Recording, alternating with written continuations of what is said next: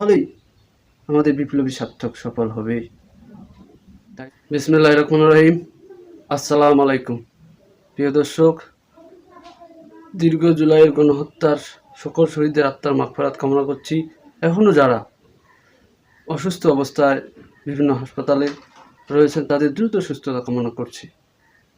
প্রিয় দর্শক, আজকে এই জুলাইয়ের গণহত্যায় সকল শহীদদের পরিবারের প্রতি এবং বিশেষ করে এই জুলাইয়ের গণহত্যার আহত অসংখ্য মানুষ রয়েছেন হাসপাতালে। অনেকেই চোখ হারিয়েছেন, অনেকে পা হারিয়েছেন এবং পঙ্গুত্ব বরণ করেছেন। এই সকল আত্মহুতির, এই সকল শহীদদের পরিবারের প্রতি আজকে আমরা দায়বদ্ধ। আজকে এই বিপ্লবী স্বাধীন বাংলাদেশ পাওয়ার যে সবচেয়ে বড় অবদান, আজকে যারা আত্মহুতি দিয়েছে, আজকে যারা পঙ্গুত্ব বরণ করেছে, সবচেয়ে বেশি তাদের অবদান রয়েছে। কাজে আমরা সেই সকল শহীদ পরিবারের এবং সেই সকল যারা পঙ্গুত্ব বরণ করেছেন তাদের প্রতি আমরা আজকে দায়বদ্ধ। এই দায়বদ্ধতা থেকে আমাদের এবং আমাদের দেশের এবং এই বিপ্লবী সরকারের প্রত্যেকেরই উচিত এই প্রতিটি পরিবারকে আমাদেরকে খুঁজে একটি পরিসংখ্যান গঠন করে তাদের পাশে দাঁড়ানো এবং তাদেরকে সর্বাত্মক সাহায্য সহযোগিতা করা, অন্যরা যাতে কোনোরকম অবহেলায়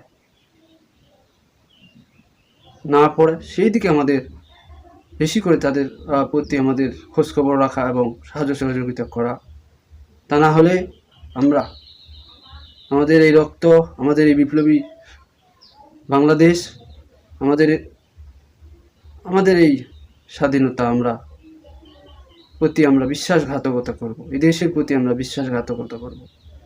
আমি অনুরোধ করব যে আমরা যাতে এই আত্মহুতির প্রতি, আমরা যাতে এই আত্মহুতি পরিবারের এবং যারা পঙ্গুত্ব বরণ করেছেন, যারা আহত রয়েছেন, তাদেরকে যাতে আমরা ইতিহাসে সংরক্ষণ করতে পারি। যেভাবে আমরা মুক্তিযুদ্ধের পরে সংরক্ষণ করেছি, যেভাবে মুক্তিযুদ্ধের সকল শহীদ, যেভাবে মুক্তিযুদ্ধের আমরা ইতিহাসকে সংরক্ষণ করেছি, সেইভাবেই যাতে আমরা এই জুলাইয়ের গণহত্যার যত আত্মহুতি রয়েছে এবং যত পঙ্গুত্ব বরণ করেছে এই সকল তালিকা করে আমরা যাতে ইতিহাস তৈরি করি, আমরা যাতে ইতিহাস হিসাবে তাদেরকে সংরক্ষণ করি। তাই দর্শক, আজকে পর্যন্তই। খোদা হাফেজ। বাংলাদেশ দীর্ঘজীবী হোক।